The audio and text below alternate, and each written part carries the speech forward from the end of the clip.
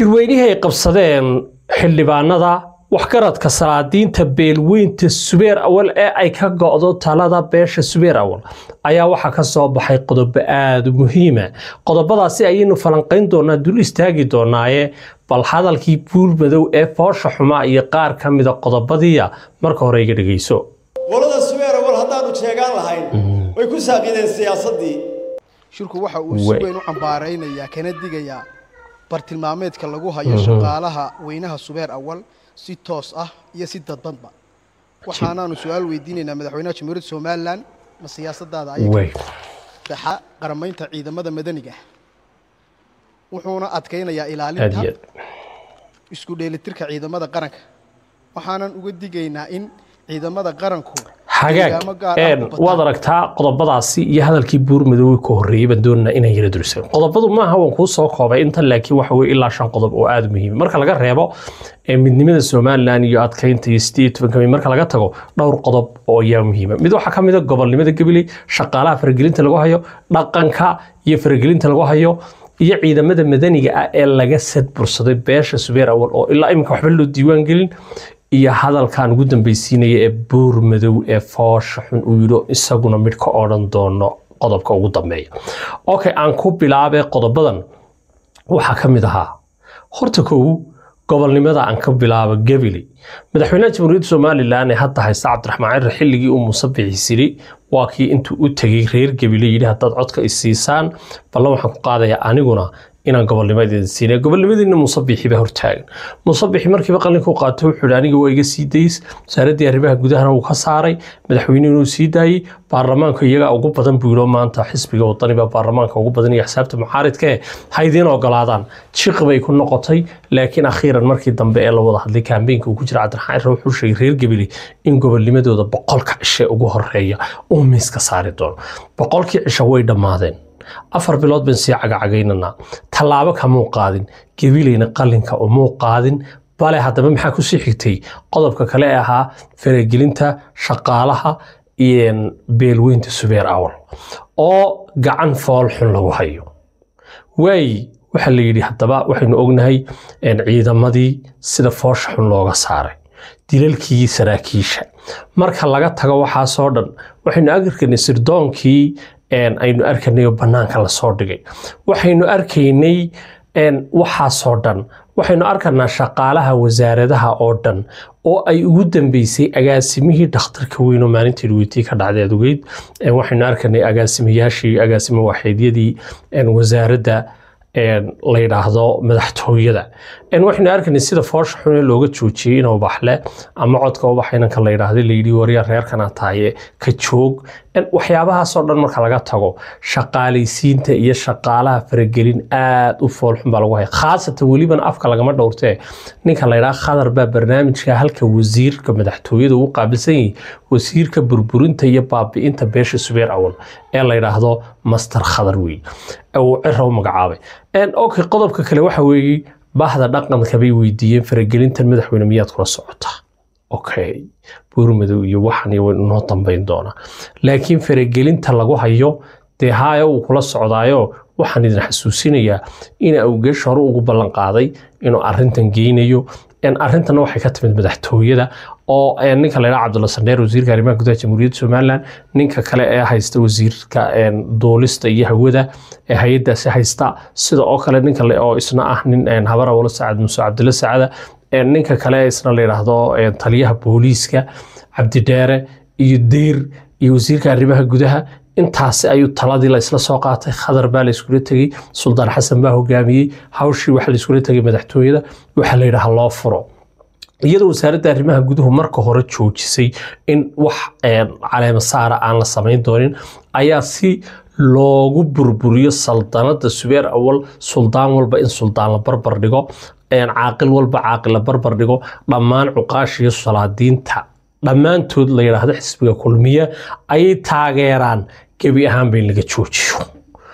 okay arrimahaasi maxay keeneen in gebi ahaanba beeshii Subeer Awal Salada waxaad ogeydeen markaasi arrintii iminka nimanka hadlaya suldaanka guud ee Subeer Awal maxay tahay iyo suldaan Sabaysto isaguna ahaa afayeenka guud ee salaadiinta Subeer Awal dhammaantood nimankani waxa dagaal baa lala galay waxana la rabaa in la xiro shirkana waxa ku xigi doona shir Belgiumka lagu qabanayo oo dhawaan isagana la shaacin doono inta marka laga tago waxaan ku sii xigsiinaya qodobka kale ah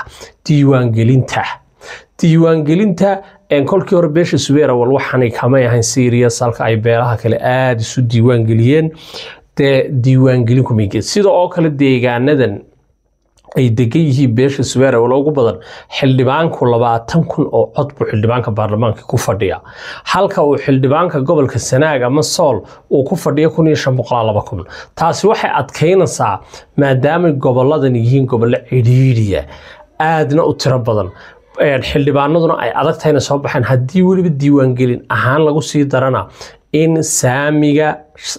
golayaasha deegaanka iyo baarlamaanka uga soo bixi doona oo adkaan doona haddii kale oo si fiican la isku diiwaangeliyo goobahana loo kordhiyo waxay noqonaysaa inay beesha Subeer Awal gaari doonto xildhibaanada ugu sareeya wadanka intaana way kala hadleen sidoo kale waxaan idin sheegayaa arrinta ciidamada madaniga mar horaan kaga hadlay arrintaasi halkan oo kaga hadlay only waar heedha ciidanka madaniga ma hadii ninka qoriga iyo gaariga iyo gaandheriga la diiwaan gelinay dilawarka iyo gaariga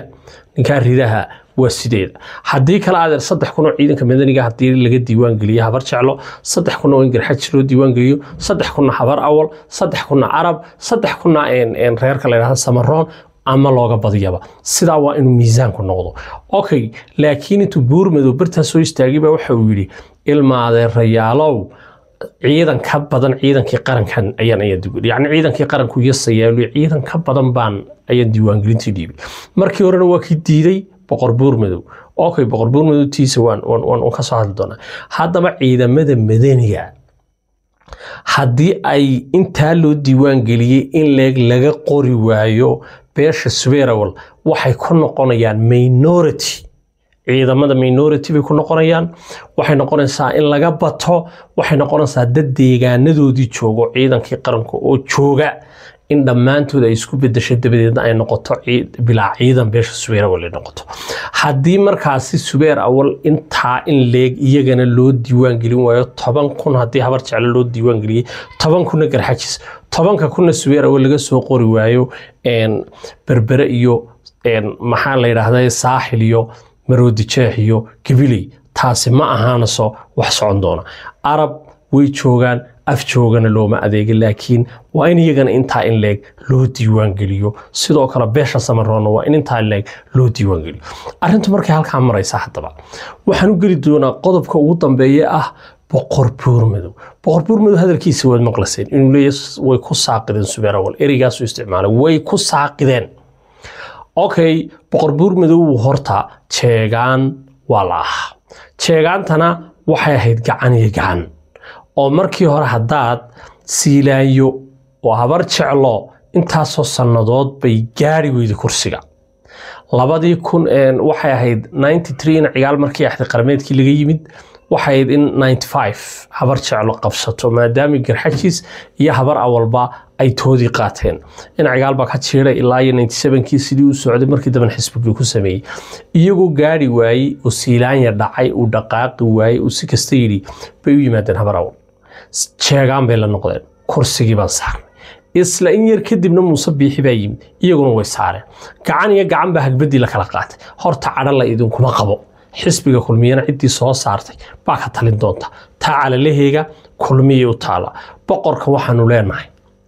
hadallada foosha xun ee uu ku soo dhiibay madaxtooyada lagaaga soo dhiibay lagu leeyahay ku dheh iyo hadallada xanafta ee beesha habar jecel iyo aad u kala qodayso beesha habar awal ilmaade rayaal uma geeyaan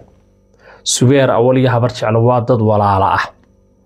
xisbiyay leeyihiin habar jeclo saddex xisbiye gudoomiyalka laakiin hawl baa socota kulmiye waa la eegi doonaa Allahayna gaarsiyo laakiin waxaan leenahay boqorka waa laga dhaxadlaya khadar iyo niman kalaana ka dhaxadlaya barnaamijka noocaas la wadaa dhanka kalena waxa la wadaa barnaamij uu in xaashir raba inuu isugu dhufto dowladda iyo habar awal oo dabadeedna hadallada caydaya waxaa lagu celceliyo si aad loo sii kala fogaado oo haddii ay ku dhacaan bilaa xisbi beesha ayaan habar awal ay u codeeyaan habar jeclo taasoo horta la raaca barnaamijka sheer kale meel fog gaarsii aad iyo aad baan ku salaamayaa